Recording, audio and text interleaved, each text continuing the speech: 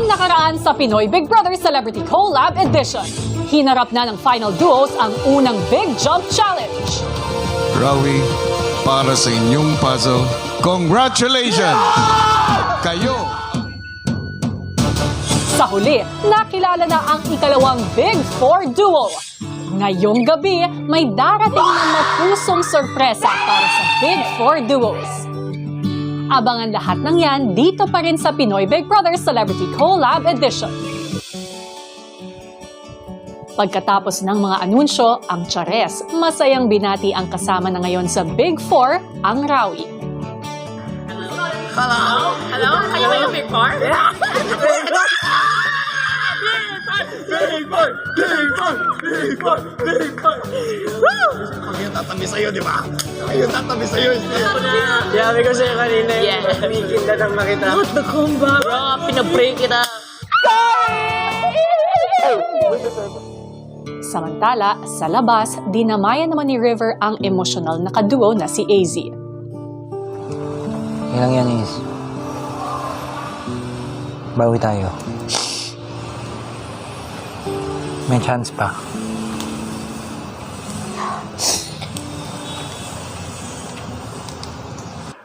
I was losing focus. I take the blame for this one talaga, kuya.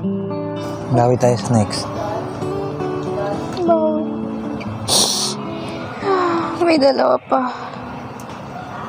Kailangan bukas, Lord.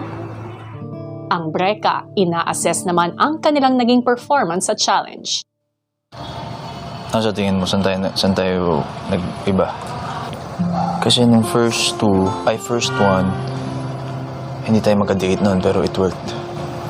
We did it faster than them. Kahit pa paano, may panghihinayang tayo kaming naramdaman. It's only human to feel that way, especially having come this far, and di na lang biro yung pinaglalabanan namin, hindi na lang immunity, hindi na lang basta nomination. It's really the Big Four. Kumpiyansa talaga yun.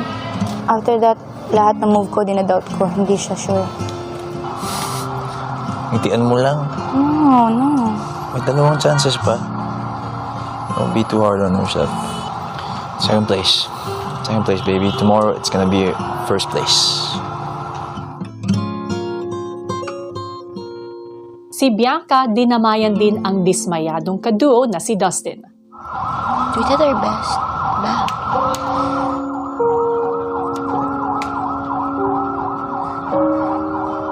Galing-galing mo nga kanina. I'm proud of you. Hindi lang talaga tayo nagtutugma ng lakas. Mahirap talaga siya. Feeling ko game rin talaga nila to. It's okay. I thought that maybe if Dustin had another partner, then baka makakapaghabol pa siya kay Rawi, since I don't know, I just felt like baka nagkulang ako. Dalawa pa.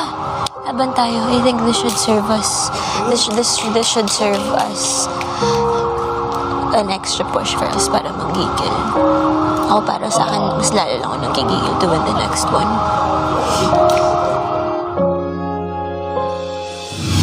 Dalawang slot na nga sa Big Four ang nakukuha at dalawa na lang ang up for grabs. Kaya naman talagang pataas ang pressure para sa natitirang duos na Asver, Breka at Dusby.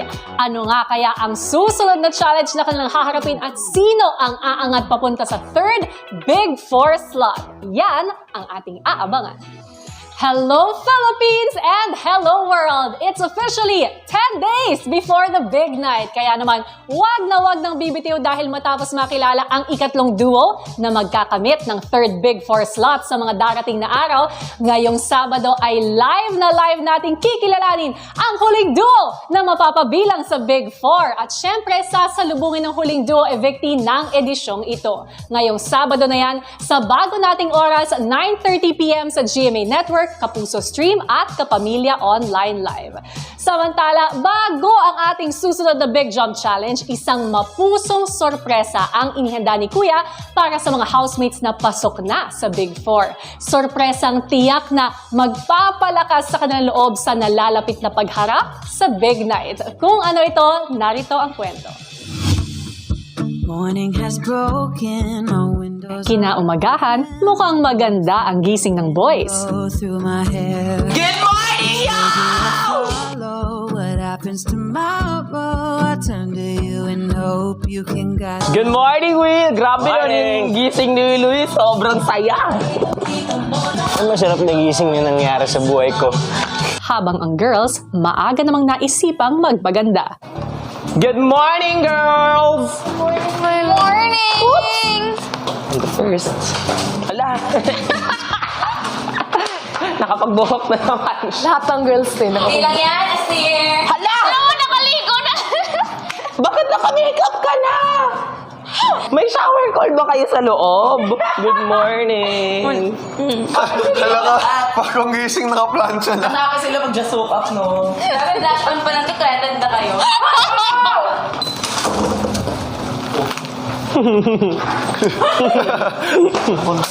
Nakahilaw. May secret test ba kayo? Maya-maya, si Charlie kinumusta ang kaibigang si Brent. I don't know, I haven't been getting much sleep, bro. Why? You know, I wish I could help you, but I can't. All I can do is be here. it's enough for me, bro. Support. Thank you. Welcome. Ilang sandali pa, si River nagbahagi naman ng saloobin kay Esnir. Ngayon talaga grabe yung weight sa katawan ko, sa utak ko. Sobrang bigat pa rin. Kasi nandyan na kami. Pero at the same time rin, if ever na knock on wood, na hindi kami yun, grateful pa rin ako na I was able to go this far rin. Pero syempre, aim pa rin natin. Yes. Big Yun four. pa, hindi aim pa natin. May last 2 games pa. Kung si Esnir nagbibigay suporta kay River, ang kaduo niyang si Charlie, ikwinento naman kay Brent ang naging pangamba nilang magduo. Alam mo, pinakamalaking worry namin ni Esnir, yung Big Four maging voting ng taong bayan. Tapos kailangan pera. Kasi wala kaming pera. For sure, maraming mamahal sa inyo. Pero still, parang, syempre, we don't want them people to like spend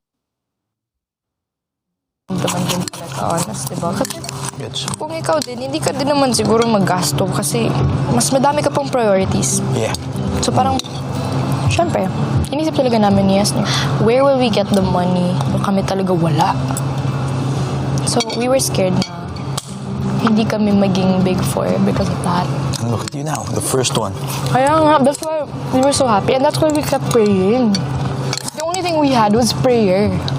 Kaya when the tables opened seats for us, we were like, wow, mind blown. Hindi alam ni Charlie, sa confession room, kausap ni Kuya ang isa pang malaking sorpresa para sa kanya. Maligayang pagdating sa bahay ko? Maaari ka ba magpakilala? Ako po si Flong, Mami Flong ang tawag sa akin. At ako ang mama ni Charlie. Kwentuhan mo nga ako tungkol kay Charlie. Si Charlie, mabait naman yan kuya. Mabait siya, very responsible. Since bata pa yan, nakita ko siya yung madaling matrain kaysa kuya niya. She's matured talaga, totoo in a way. Kasi the way yung pagpalaki ko siguro sa kanya, hindi ako nag-sugarcoat kuya. Tapos pinapakita ko sa kanya yung the real world. Namimiss mo na ba ang anak mo? Oo kuya, sobra. Yun, naiwan ko siya mga 2 days, 3 days, ganyan. Pero more than yung parang ilang, alam mo yung more than naman parang nakakamiss na. Especially siya yung maingay sa bahay. Kami yung dalawang, kahit na walang tulugan, mag-uusap kami. Yun yung mga namimiss ko talaga sa kanya. Anong masasabi mo na minsan lang na-evict si Charlie? Pero ngayon, bahagi na ng Big Four ko. Actually, yung na-evict siya, kuya, nung nagkita kami, sabi ko, I think your mission is done. So, you shared, you meet friends. So, parang okay na, happy na. Pero nung etong wild card, biglang napasok, parang, wow, di pa pala tapos. Mama Flong, ano yan dala mo? Paboritong pagkain ni Charlie, kuya. Paborito niya, kuya. And for sure, namimiss niya to. Pork to siya, kuya. Japanese curry. Dahil bahagi na ng Big Four ko si Charlie, makakatanggap siya ng isang regalo. Isang sorpresang regalo. At ang regalong yon ay ikaw. What? So, hindi niyo pala alam. Nandito ako. Thank you, Kuya, for giving this time. Kasi nami-miss ko na talaga siya. Every time na kasi na umiiyak siya, being a mom, parang, alam mo yung parang, yung heart mo, parang kinakrush. So, thank you, Kuya. Kahit na sa maiksing panahon na mag-usap kami, magkita kami, thank you po. Ilang sandali pa,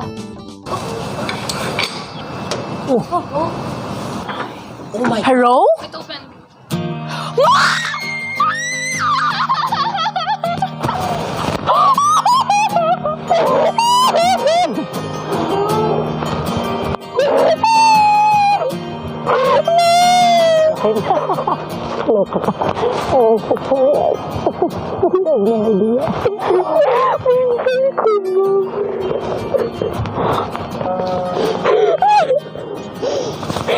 Hi guys, this is my mom. Hi. Hello po. Brandon's Hello, nice meeting you. Hi. Sobrang na-shock ako. It felt like a dream come true to see my mom before the following days, before the big night. Because yan lang po yung tumatakbo sa isip ko this whole week after I got the big 4. Yung tumatakbo sa isip ko was when I see my mom again, and I hope that she says that she's proud of me. Hello po. And of course, Yes, Kasi tayo Bisaya ano siya. Isner, sorry. Katonggi, may ba? You brought food? Yes. Nagluto ka? Oo. Sa timing, nagluto po ko karon. Alam ka? sa loob ng bahay, itinuloy ng housemates ang kwentuhan with Mommy Flong.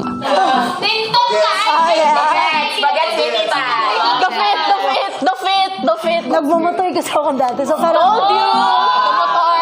Kaya next time, tuturuan ko siya. Yeah. Yes. Oh my God! Oh my God! Oh my God ka! Tila kaya kumuha ka. Nakakatawa din po kuya yung mom ni Charlie. Happy ako to see them together. Uy, kaunta ba? Tilaw mo. Tikim kayo sa niluto kong food. Ay, ano pala niluto mo, Cha? Ano niluto? Ang gulaw. Oo, marunong ka na pala. Maya-maya pa, pinagsaluhan na nila ang dalang pagkain ni Mommy Flong. Yes, girl, munch! And she brought her homemade katsu curry. Kuya, that's my favorite meal. Pagod na ako sa taping and I want to eat. And that's the meal po that she always prepares for me. Yes. Sobrang sarap, promise. Di nga. Super. Favorite po to ni Esnir. Hala, labi oy! Ay, kung favorite mo yan, gawa ko ng Thai curry.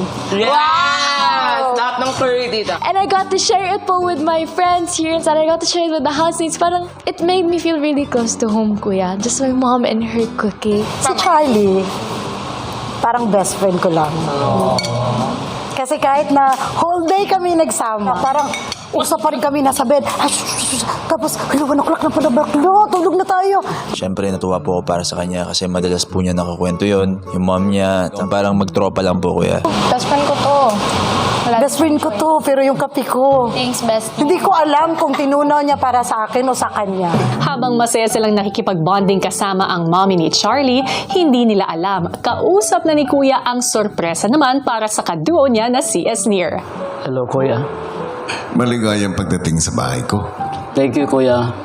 Ako po pala si Marcelino Ranulio Jr., ang daddy po ni Isner. Taga Digo City, Davao Sur po. Malayo ang binyahin niyo. Oo nga, Kuya. Andito ako para bigyan ng malaking suporta si Isner po. Sa totoo lang po, si Isner ay isang napakabait na bata.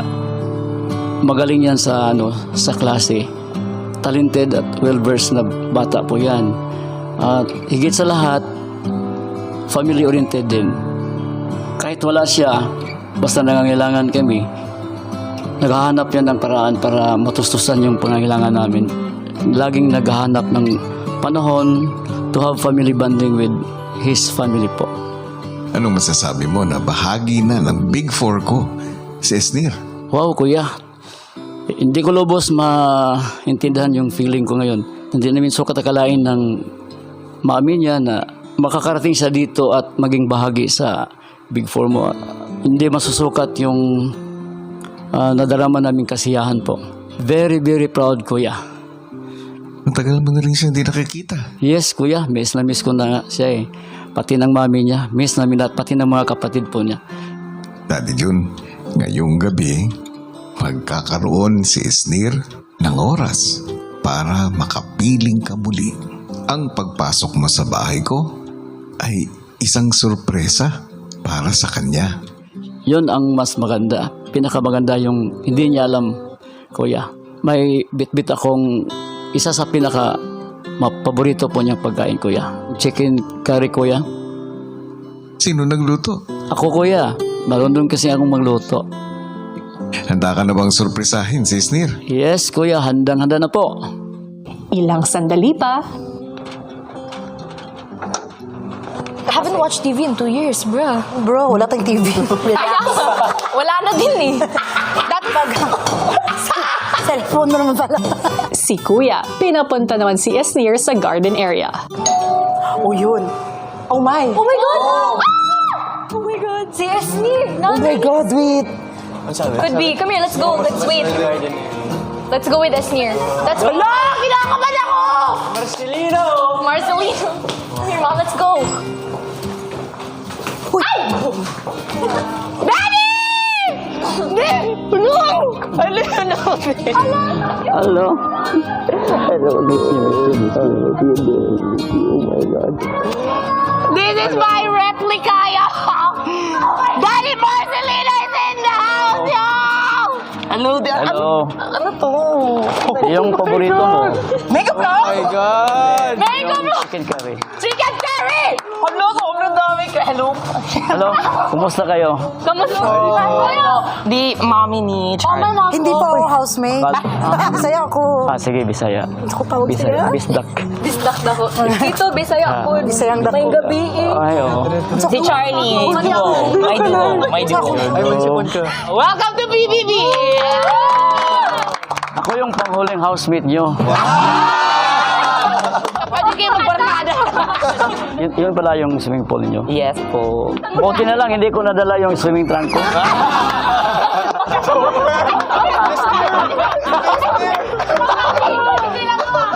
Tara dito, garden area. Tara. Muna na kayo, kayong bisita eh. Madumo nga sila. Madumo nga sila. Ano yung balay? Ako na ba? Ito yung kitchen namin. Ganda. Tapos sa living room, saan mo gusto? Living room or sa dining room? Sa CR na lang. Kakalinis na na. Tita, nagtagay ba kayo bago pumasok? Si Daddy Jun, parang si Esnir. As in, kuhang-kuha niya lahat. Kumbaga, parang si Daddy Jun yung nagmana kay Esnir, kuya. Di ba? Same kami ng hairstyle. Dito ko naman yung hairstyle ko. Yung Ala Bonifacio at saka Rizal. Alam mo, Ano, totoo ba ito?